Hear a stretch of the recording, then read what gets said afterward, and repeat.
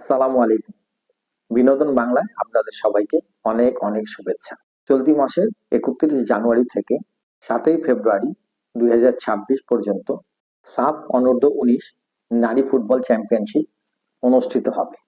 এবারের স্বাগতিক দেশ নেপাল।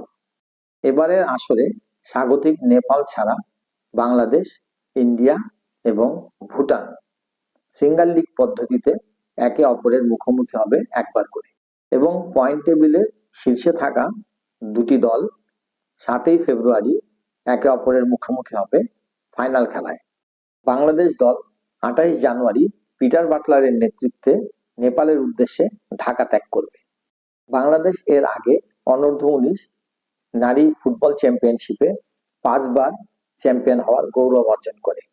প্রথমবার 2018 সালে, দ্বিতীয়বার 2019 সালে, তৃতীয়বার 2023 সালে, চতুর্থবার 2024 সালে এবং সর্বশেষ 2025-এ যে টুর্নামেন্টটা বাংলাদেশে অনুষ্ঠিত হয় সেটাতেও বাংলাদেশ চ্যাম্পিয়ন হওয়ার গৌরব অর্জন করে।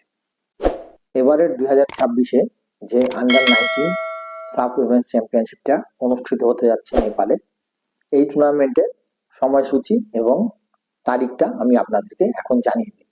31 জানুয়ারি 2026 বাংলাদেশ তাদের প্রথম খেলায় ভুটানের মুখোমুখি হবে।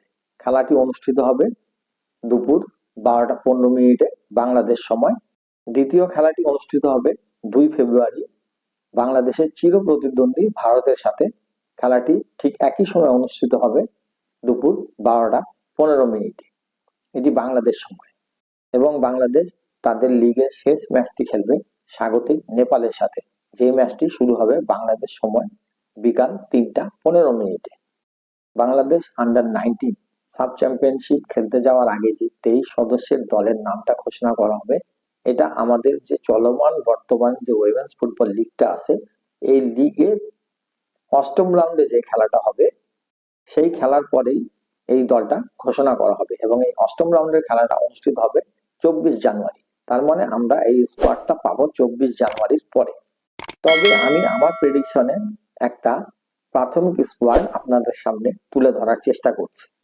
দেখি আমার স্কোয়াডের সাথে যখন বাংলাদেশ ফুটবল ফেডারেশন তাদের স্কোয়াডটা ঘোষণা করবে কতটুকু মিল পাওয়া যায়। তো আমি আপনাদেরকে আমার স্কোয়াডটা জানিয়ে দিচ্ছি। গোলপোস্টে স্বর্ণারানী মণ্ডল, মিলি আক্তার এবং সোনালী 3 জন গোলরক্ষক।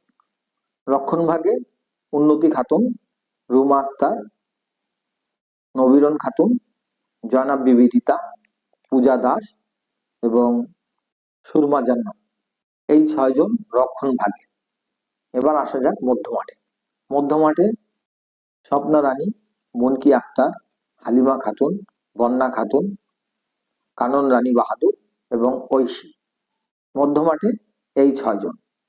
আক্রমণ ভাগেও সাগরিকা, তৃষ্ণা রানী, আলফি আক্তার, সুরভি আখন্দ প্রীতি, শিখা, ওমেলা মার্মা, শান্তি মার্ডি, মামুনি চাকমা। যেই 23 জনের স্কোয়াডটা আপনাদের সামনে তুলে ধরলাম, এটা কিন্তু আমার প্রেডিকশন। তো ভিউয়ার্স, বাংলাদেশের মেয়েরা তাদের প্রথম খেলায় মাঠে নামবে 31 জানুয়ারি ভুটানের সাথে। সেই খেলায় প্রথম একাদশ কি হতে পারে এই বিষয়ে বিস্তারিত নিয়ে আপনাদের সামনে আবার হাজির হব। আজকের মতো আপনাদের কাছ থেকে বিদায় নিচ্ছি। আসসালামু আলাইকুম ওয়া রাহমাতুল্লাহ।